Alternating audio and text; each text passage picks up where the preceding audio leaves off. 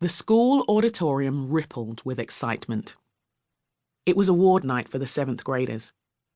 On the stage, more than 100 honours students waited, familiar faces unfamiliarly dressed. In turns, they mocked and admired one another's outfits, chatting animatedly in an attempt to subdue their nerves and self-consciousness. Across from the stage, the room was filled with their loved ones until it was standing room only. Proud parents, even prouder grandparents, and loved ones posed and positioned cameras and smartphones, while others greeted one another, celebrating their children's achievements or confirming carpool arrangements and sports schedules. Younger siblings were being distracted by snacks or toys or the occasional tablet. The older ones entertained themselves with their own electronic devices, or they caught up with peers who'd also been brought along. Meanwhile, the teaching staff milled around the auditorium, patiently trying to conduct sound checks on microphones and speakers that seemed to delight in jolting the audience with sudden and intrusively loud feedback. But then the principal took hold of a mic and cleared his throat to indicate the event was about to begin, and a hush fell over the room.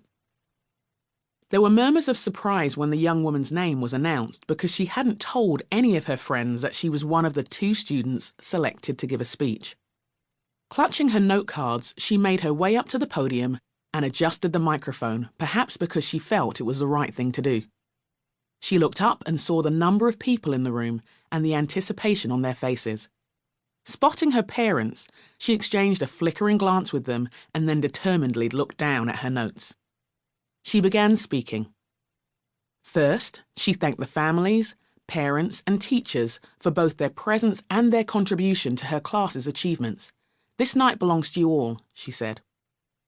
Then she spoke about her school journey, how she'd been shaped by experiences both positive and painful. She described the influence of teachers and friends who'd believed in her and encouraged her, thanking them for her growth.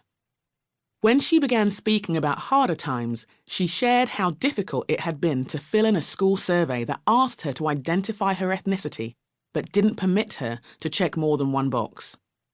There just wasn't an option that reflected her biracial identity. "I wondered why there wasn't a box for me," she said. In fact, she'd called her mum in tears that day. "It's like I don't exist," she said, weeping. Somehow, it was in this touch of vulnerability that her confidence seemed to grow. It was obvious the crowd was really warming to her, and she looked directly at the people in front of her. She indicated that she'd overcome her challenges by drawing strength from how her family had previously dealt with racially motivated incidents. She said that as she dreamed of the future, she didn't expect an easy or straightforward journey to achievement, but she wouldn't be deterred either. "It's a broken world. I want to help fix it. I want to lead the people who want to help fix it." After commending her peers and thanking parents and teachers again, she ended her speech to rapturous applause. There were many tear-stained but smiling faces in the audience. She skipped back to her seat and to the company of her friends, took a deep breath, and smiled at me. I didn't cry, but I was deeply moved. When she had used her 7th grade mind and heart to speak truth to power, it wasn't just her confidence that had struck me, nor was it the tender vulnerability as she shared her story. Instead, it was the calm assumption with which she declared that we, could play a role in changing a broken world. She simply believed that she, with everyone around her, had a contribution to make. I leaned back into my chair, returned my daughter's smile and thought, "That's my girl."